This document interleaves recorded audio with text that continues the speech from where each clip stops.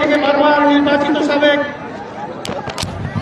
সংসদ সদস্য নবাব পরিবারের উত্তরসূরি নবাব আলী আব্বাস খান সাহেব আজকে বিশেষ অতিথি উপস্থিত আছেন।